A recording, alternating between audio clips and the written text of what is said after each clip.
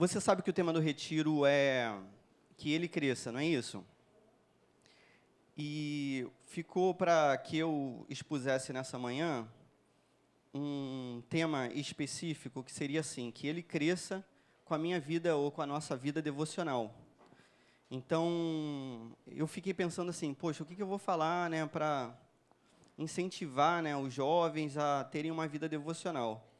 E daí eu pensei em, de repente, trazer alguns testemunhos, assim, de momentos em que eu orei e Deus respondeu e que eu fui alimentado pela palavra dele. E fiquei, assim, com esse intuito até pouco tempo. Mas aí eu pensei, por exemplo, essa semana, né, aconteceu um motivo de oração especial. Um amigo meu, que faz parte de uma outra igreja, que estuda comigo, estuda com a gente, né? E aí ele, comigo e com o Felipe, ele pediu uma oração específica por conta de um menino que tinha desaparecido. Então, o menino deixou, filho de crentes, era um jovenzinho, deixou uma carta de despedida dentro de casa e sumiu. E aí ele pediu que a gente orasse. Aí, cara, aquilo me tocou de um modo especial, porque agora, como eu tenho filhos, né? Então, sempre que eu ouço alguma história de algum filho, aquilo me deixa muito mais impactado. Para você ter noção, assim, teve essa história do menino Juan, eu não consegui nem ler a matéria, assim, não consigo nem ler, de tão, assim, comovido que eu fico com essas histórias. Então, aquilo pesou no meu coração de um jeito e me chamou para orar, e aí eu orei por aquele menino. E foi interessante, cara, que, assim,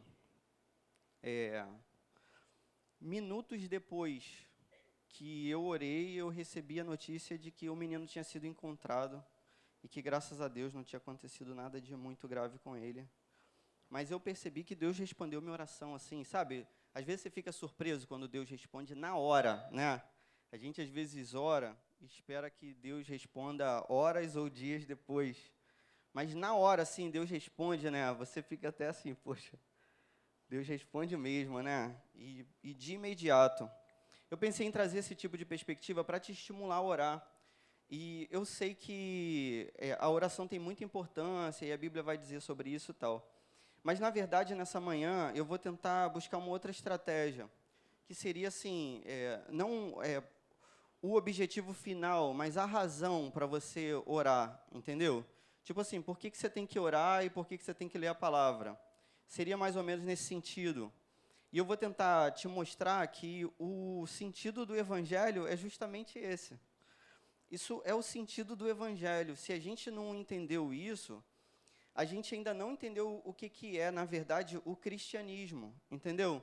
É como se a gente estivesse vivendo, dizendo que a gente é cristão, uma outra religião, que não tem nada a ver com o cristianismo. Porque o cristianismo é uma religião, e é a religião, né, a religação com Deus, que torna a gente filho e faz com que a gente se relacione com o Pai. Se a gente não tem relação com o Pai, a gente não é cristão. É nesse sentido que eu vou tentar te explicar. Eu já expliquei tudo, vamos encerrar. Antes de ler, né? João 3,16, você pode abrir aí sua Bíblia, por favor? João 3,16. Esse é o... De repente, você nem precisa abrir, né? Eu preciso abrir por causa da versão, que eu memorizei na versão antiga. A gente fazia parte de uma igreja, Miqueias também, aí no fundo da igreja, do templo, né? Tinha, do prédio, tinha escrito João 3,16, na versão Almeida. E aí, todo dia que a gente estava na igreja, a gente lia esse versículo, porque estava escrito na parede. Mas aí eu vou ler na NVI aqui, né, que é a versão que a gente usa. Esse versículo, ele é muito famoso porque, ao ler a Bíblia, você repara que é como se fosse uma síntese do Evangelho. É João explicando o que seria o Evangelho. Aqui só tem uma dúvida, que é a seguinte: Jesus fala com Nicodemos, e aí Jesus começa a explicar uma opção de coisas que Nicodemos não está entendendo, e depois o texto abre aspas. Aí, aqui eu acho que não tem uma nota de rodapé dizendo isso. Tem uma nota de rodapé aí na minha Bíblia, NVI, a nota E, para os paulistas e E para os cariocas. alguns intérpretes encerram a citação no fim do versículo 15.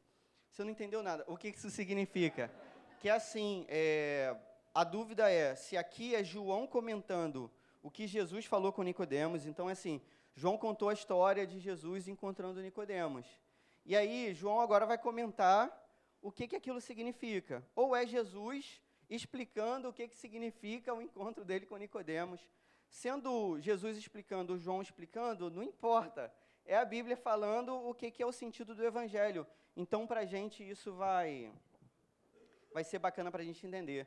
Para dar meu voto, o meu voto é que é João falando aqui. João contou a história de Jesus, né, e agora ele fez um comentário. Aí esse comentário iria até o verso 21, a gente vai ler só João 3,16. Pode ser? Todo mundo achou? Vai dar carona para o colega aí? Então diz assim, a palavra de Deus: porque Deus tanto amou o mundo, que deu o seu Filho unigênito, para que todo aquele que nele crer não pereça, mas tenha a vida eterna. Amém. Cara, o que acontece? O Evangelho, que é uma boa notícia, ele está sintetizado nesse versículo. Então, se a gente entende esse versículo, a gente pode entender a boa notícia. Até aí tudo certo para você? Pô, legal. Qual é a boa notícia? Você percebe que a boa notícia começa assim, porque Deus, a explicação de tudo, a razão de tudo, o motivo de tudo é Deus. A Bíblia vai dizer que existe um Deus, e existe um Deus que é o único Deus. A existência de Deus traz para a gente um significado especial, que é o seguinte: se existe Deus, existe justiça, existe fundamento, existe razão, existe propósito, existe motivo, existe explicação. Beleza? Sem Deus não tem razão, propósito, motivo, explicação, justiça, não tem nada. Vou te dar um exemplo grotesco. Eu gosto de exemplos grotescos. Você já deve ter reparado, não sei. Não sei, mas às vezes eu trago um exemplo e depois eu me arrependo. Esse com certeza eu vou me arrepender. Mas vou trazer. Depois eu vou ter meu momento de arrependimento. Cara, sem Deus, por exemplo, um terrorista jihadista do Boko Haram, na Nigéria, um cara que mata pessoas, beleza, por ódio dessas pessoas, e achando que está fazendo a vontade de Deus, esse cara resolve sequestrar meninas na Nigéria que são cristãs, e ele vende essas meninas como escravas sexuais, e ele ganha muito dinheiro com isso. E ele vive uma vida de luxo e de maldade, sem peso nenhum na consciência, sem arrependimento nenhum, sem nada. Um dia, depois de muitos anos vivendo uma vida sem punição, sem castigo, sem nada, sem justiça, quando esse homem vai ser preso, percebendo que ele vai ser preso, ele pega uma arma e dá um tiro na cabeça. Cara, se Deus não existir, cara, não existe justiça, não tem como ter justiça. Para esse cara, a vida se torna totalmente injusta. A vida se torna totalmente sem sentido. Você consegue entender? Só pode haver justiça nesses casos se houver Deus. E aí eu sei que esse cara vai ser julgado e vai ser punido, e a Bíblia diz que isso vai acontecer, e a Bíblia diz que ele vai pagar até o último centavo. E a gente sabe que esse último centavo é eterno.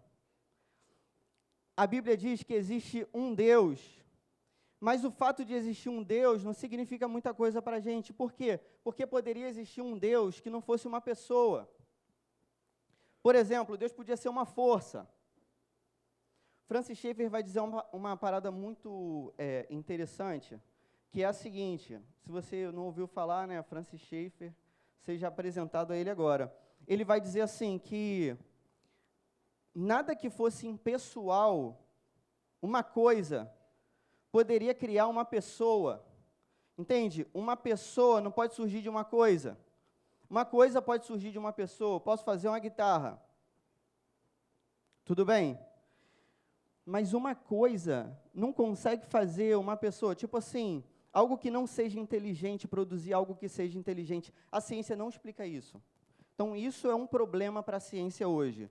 Se a ciência não acredita em Deus, num Deus pessoal, ela não consegue explicar como você pensa, beleza, como você raciocina, como você é criativo, como você acredita, e acredita em Deus, por exemplo. Tudo bem, a Bíblia vai dizer que existe um Deus, e por isso eu sei que existe justiça. A Bíblia vai dizer que existe um Deus pessoal. Mas esse Deus pessoal, inteligente, que cria alguém inteligente como você, ele poderia não se importar com você. Ele poderia estar pouco se lixando para você. Poderia ser o Deus de outra religião, que cria, sendo pessoal, inteligente, cria inteligência, mas larga a criação. Sabe aquela história do relojoeiro? Poxa, não, gostei da sinceridade. Os cientistas, ele fez assim, os cientistas, vendo, né, como esse universo é tão perfeito, como um relógio bem construído, disseram assim, poxa, tem que haver, diante desse relógio, tem que haver um relojoeiro. Como se fosse uma explicação para Deus. Mas esse relojoeiro podia ter dado corda no relógio e largado o relógio, como aconteceu hoje. Hoje eu vi que meu relógio em casa, eu deixei em casa, eu quase nunca uso o relógio. Eu nem sei por que eu comprei relógio. É um outro arrependimento que eu tenho. E eu moro numa região perigosa, não vou nem falar o nome da cidade para você. Então, ninguém sai com relógio lá na minha cidade, beleza? E as pessoas andam com o celular para o ladrão, ainda tem esse negócio, celular do ladrão. Então, bom, tudo bem. Eu reparei que o relógio, o meu relógio estava lá guardado, ele estava ligado, cara, gastando bateria à toa. Eu fui, desliguei. Deus poderia ter dado corda nesse relógio, fazer a lógica do mundo funcionar e abandonar o mundo para lá. Achar que esse mundo não presta mais. Mas não, cara, olha só o que diz esse versículo. Esse versículo diz, porque Deus tanto o amou. Deus amou o mundo. Então, existe um Deus que é justo, isso é maravilhoso. Existe um Deus que é pessoal, isso é maravilhoso. E existe um Deus que é pessoal, que a gente pode se relacionar com Ele, porque Ele nos amou. É o que diz a Bíblia aqui. A mensagem do Evangelho é uma mensagem maravilhosa, porque diz assim, olha, que Deus nos amou, então Ele quer se relacionar com a gente acredita num Deus que a gente chama de Deus triuno, na pessoa do Pai, na pessoa do Filho, na pessoa do Espírito Santo. Antes que o tempo existisse, agora eu vou viajar mesmo, agora é viagem total. Antes que o tempo existisse, existia Deus. Se você olhar para a eternidade passada, pô, mas como assim? Antes do tempo existir, eternidade passada. Antes do tempo cronológico existir, Deus está fora desse tempo. Deus que criou o tempo e as coisas, Deus é eterno. É eterno para frente, isso a gente consegue entender. Você consegue entender que você é eterno para frente? Você nasceu um dia, agora você é eterno. Beleza. Não é muito fácil, mas dá até para levar. Mas, cara, entender que é eterno para trás, infinitamente para trás. Deus é eterno para o passado, infinitamente para o passado, antes do passado existir. Esse Deus triuno quer mostrar para a gente que o amor entre o Pai, o Filho e o Espírito Santo sempre existiu. Tudo bem? Esse Deus sempre foi um Deus relacional, de relação. A grande surpresa e a boa notícia e o maravilhoso do Evangelho é que Deus resolveu, aí esse que é o mistério, Deus resolveu amar a gente, cara. Por quê? Não sei, não tenho como entender. Quando eu olho para mim mesmo, quando eu olho no espelho, já ouviu falar num livro, livro, literatura, cinema, etc., chamado Retrato de Dorian Gray? Não, balança a cabeça também. Então, é o seguinte, um cara, Dorian Gray, fica rico, e ele era um jovem muito bonito, tipo eu assim, aí ele, resolveu, como ele ficou rico, ele recebeu uma herança, ele foi morar em Londres, num castelo maravilhoso, E aí ele resolveu chamar um pintor, isso é século XVIII, resolve chamar um pintor, não tem fotografia para pintar um quadro. Já contei essa história, estou repetindo, é que você não prestou atenção. Aí ele resolveu pintar um quadro, chamar um pintor para fazer um retrato dele, por isso que é o retrato de Dorian Gray. Tinha que um pintor fazer o retrato. Quando o pintor faz o retrato do Dorian Gray, na hora do retrato ele se encanta com a beleza dele, ele diz umas palavras que é como se fosse uma maldição, é um pacto que ele faz com o diabo, e aí naquele pacto, na história do livro, é ficção, beleza? É ficção. Aí você tem que aceitar essas partes. Ele faz um pacto de modo que ele se torna o retrato e o retrato se torna ele. Pô, como assim? Então ele vira fotografia, ele não muda mais. Ele é jovem para sempre. Beleza? E era muito bonito e muito rico. No entanto, o quadro que se tornou ele começou a envelhecer. Ele, vendo que o quadro estava mudando, ele joga o quadro num sótão, para nunca mais olhar para a cara daquele quadro. O final da história, agora é spoiler. Dá para os ouvidos aí se você não quiser, mas é coisa velha.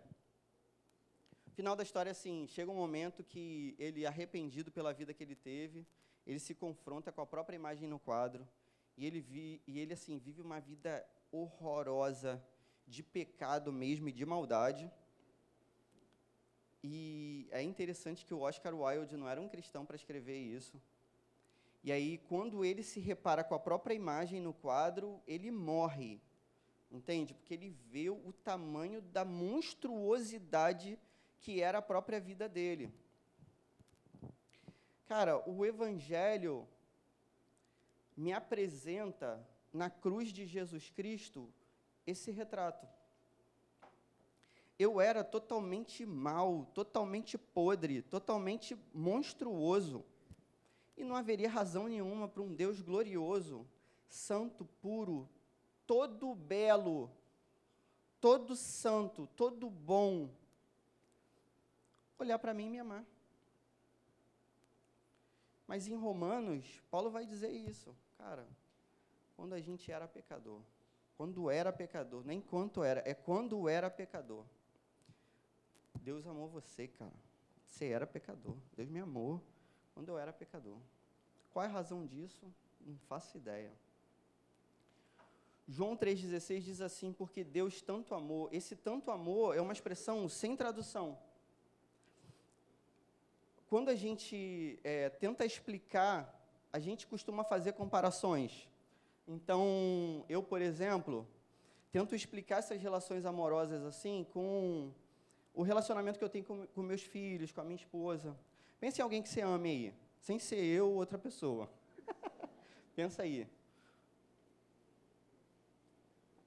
Eu ia pedir para você falar para a pessoa que está do seu lado. Mas, pô, tem namorada, né? Aí vai ficar meio assim, você fazendo declaração para sua namorada, eu vou poupar essa parte. Quanto tempo da sua vida você dedica a se relacionar com essa pessoa? Você ama aí? Você pensou em alguém que você ama?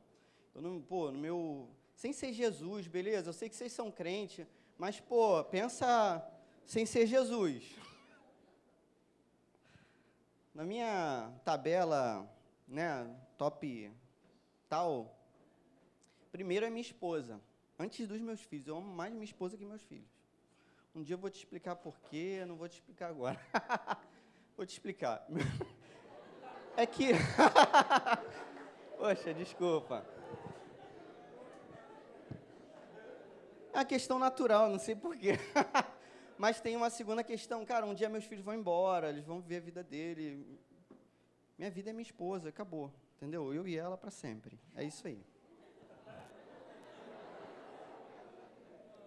Então, aí depois vem meus filhos. Quanto tempo eu gasto, assim, para me relacionar, ou dedico, né? Eu estou usando a palavra gasto, é ruim. Quanto tempo eu dedico no meu relacionamento com a minha esposa, com os meus filhos? Se a gente ama, cara, a gente se relaciona. É maneiro que o texto diz assim, porque Deus tanto amou o mundo que deu. A mensagem do Evangelho é que o amor significa atitude. Uma vez eu disse isso, vou repetir também. O não fazer não é suficiente no reino de Deus, o reino de Deus é fazer. Beleza? Então, assim, não estou fazendo besteira, não estou... Isso aí é bobagem. É fazer, meu camarada. Amar é agir. Não é só no coração. Deus podia ter amado a gente e não ter acontecido nada. Mas não, porque amor é prática. Então, Deus amou que fez. Beleza, que deu. Aí diz aqui, olha, Deus amou tanto. É uma comparação que não tem como você comparar com nada. Então, aqui está com tanto.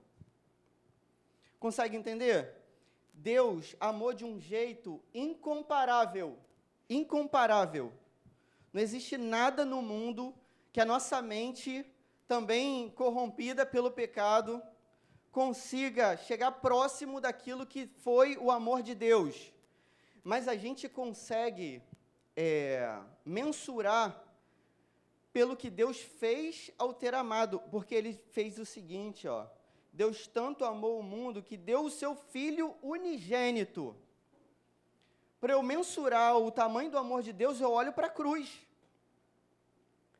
E olhando para a cruz, cara, e vendo a importância da cruz e a beleza da cruz, o sacrifício de Jesus e o sangue derramado, poxa, eu chego perto de vislumbrar o que seja esse amor de Deus. Aí o texto diz assim, ó, porque Deus tanto amou o mundo que deu o seu Filho unigênito para que todo aquele que nele crê não pereça. O que eu estou tentando dizer para você? Talvez a gente tenha entendido uma parte da mensagem e não a mensagem completa. Uma parte da mensagem é essa daqui. Deus amou tanto que deu o seu Filho unigênito para que a gente não pereça. Mas a história não para no não pereça. Beleza, o que é perecer? Aqui está falando de salvação. A mensagem do Evangelho é boa mensagem porque existe Deus, existe justiça, isso é maravilhoso. Existe um Deus pessoal que se relaciona e Ele quer se relacionar com a gente e nos ama. Então essa é uma boa notícia.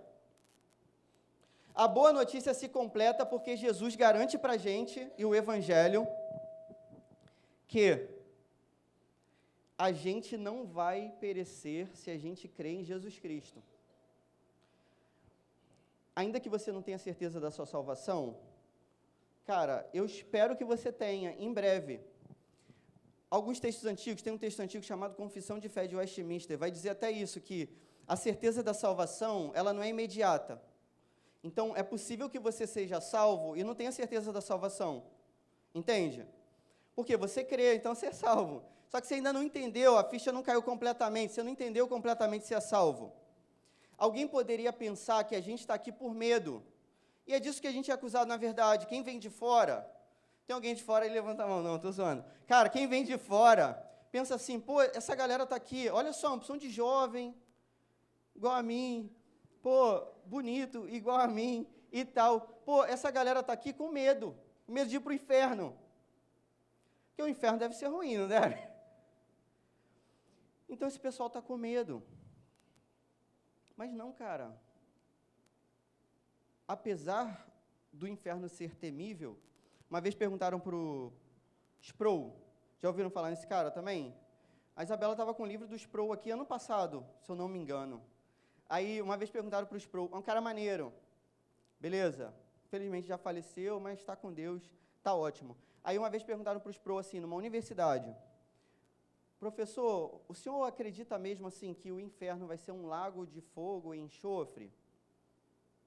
Isso é literal mesmo assim? Aí o Sproul, surpreendentemente, falou assim, cara, acho que não é literal não. Isso ali que é uma imagem, é um símbolo. Mas eu tenho certeza que o inferno vai ser muito pior do que isso. Por quê?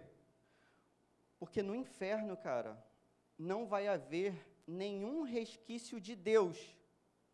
Então, no inferno, você não tem nenhum resquício de bondade, você tem a maldade pura, tudo bem? Não tem nenhum resquício de justiça, você tem a justiça pura. Se a gente pode fazer essa comparação, né? A palavra pura é uma palavra positiva. Você não tem santidade, você tem a impureza pura. No inferno não tem paz, cara. você tem um tormento puro. No inferno tem amor. Você tem um ódio puro. Cara, o inferno é terrível, cara. Terrível. É muito pior do que o que a Bíblia diz. É claro que o inferno é temível. E talvez você tenha se aproximado disso daqui por medo do inferno. Mas a Bíblia garante para a gente que a gente não vai para o inferno.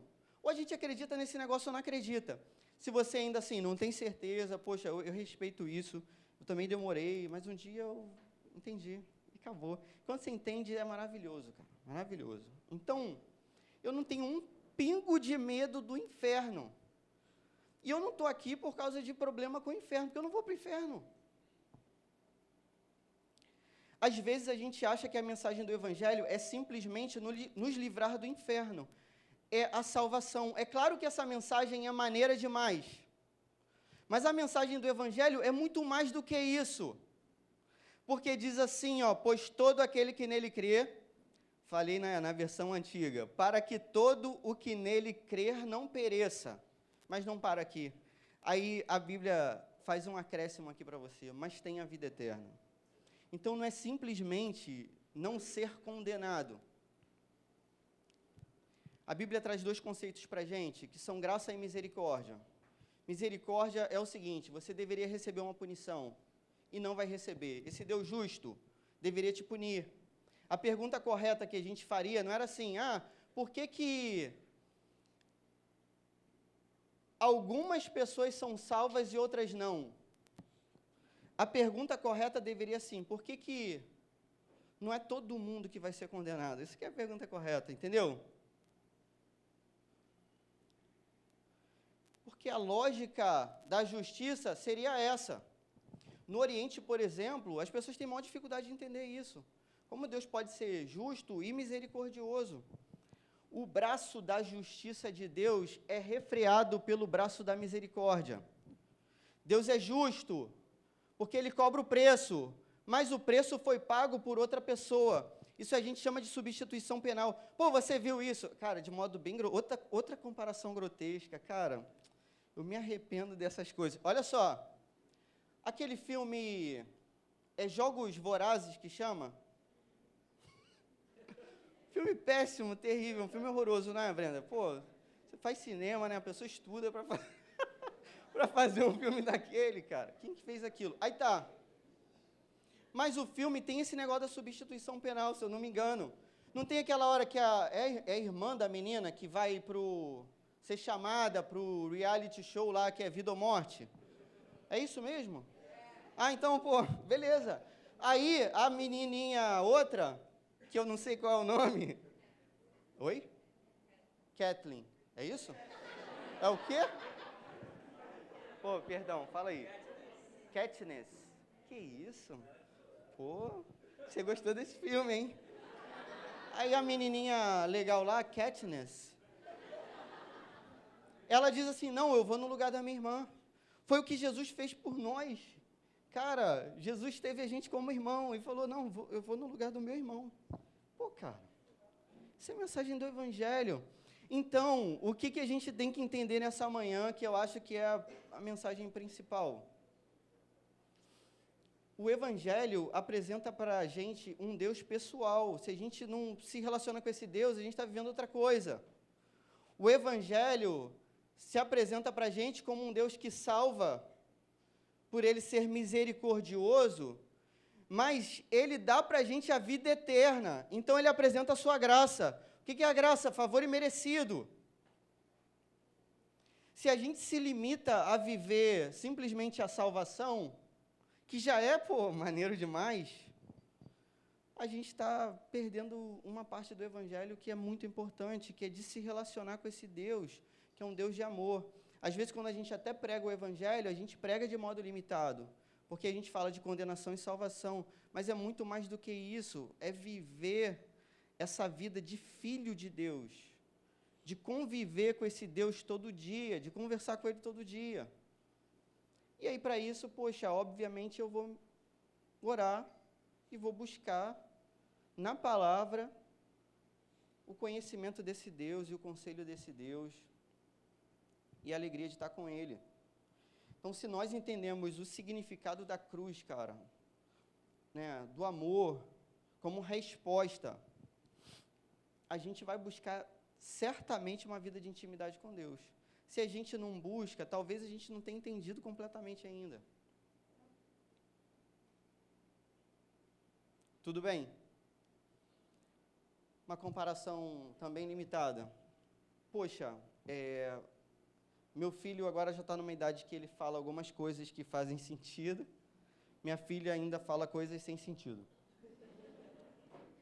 Mas, às vezes, a minha esposa traduz, que é a intérprete lá de casa, é a minha esposa. Minha filha fala bitoito, bitoito, ela quer biscoito. Bitoito. Meu filho fala algumas coisas. Pô, conversar com meu filho é tão legal, cara. Tão maneiro. Eu me alegro em conversar com meu filho. A cabeça dele é uma cabeça totalmente simples, assim. É uma cabeça de uma criança, né? Então...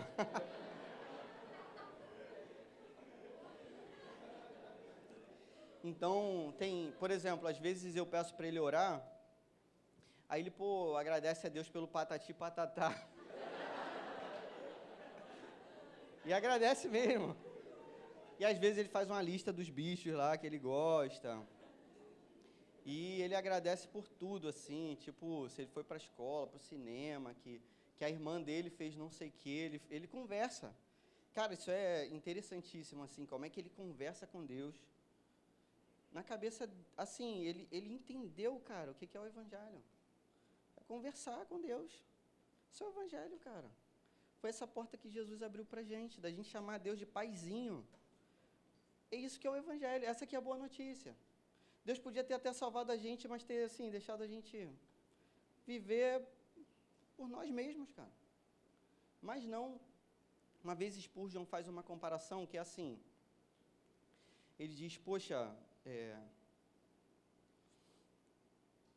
Deus seria injusto se deixasse um inimigo dele entrar no céu. Porque para o inimigo seria terrível a presença de Deus, porque o inimigo não ia conhecer esse Deus que a gente conhece, que é o Deus Pai. Você entende? Você ia estar no campo inimigo, meu amigo, diante do maior gigante da história. Se a gente tem medo do diabo, o diabo tem medo de Deus, cara. Deus é o maior gigante que tem. Quando eu converso com meu filho, cara, é muito maneiro. Ele, esses dias, perguntou para mim se o Patrulha Canina, não sei se você conhece, deveria conhecer, coisa importante. Patrulha Canina era amigo do Toy Story. Aí eu fiquei pensando, poxa, deve ser, né, cara? Ele me perguntou, e ele com a cabecinha dele, cara, eu amo conversar com ele, e na lógica que ele faz, eu tenho alegria nessa conversa, cara. Deus se alegra quando a gente conversa com ele, ainda que a gente seja pequenininho, assim, em comparação, né? E a gente tenha os nossos probleminhas, assim, o probleminha dele é esse Patrulha Canina é amigo do Toy Story, mas, cara, Deus se importa com a gente, cara, Deus nos ama dessa maneira. Então, o Evangelho nos faz esse convite, que é um convite irrecusável. O que pode impedir a gente de conversar com esse Deus que é tão maravilhoso, cara? E que nos chama para esse relacionamento? O que pode impedir a gente de conhecer esse Deus através da sua palavra e da sua vontade, que é sempre boa, perfeita e agradável? Você está sendo convidado a fazer isso nesses dias aqui, que é conversar com esse Deus, chamá-lo de Pai, reconhecer que você é filho de Deus, viver mais do que a salvação, a vida eterna, mais do que não ir para o inferno, cara, é viver o amor desse Deus todo maravilhoso. Vamos colocar isso em prática? Vamos orar? Senhor, muito obrigado, Pai, pela Tua palavra. O Senhor é um Deus muito bom. A gente realmente não tem como entender o Seu amor, mas a gente Te glorifica, porque mesmo sem entender, o Senhor nos amou.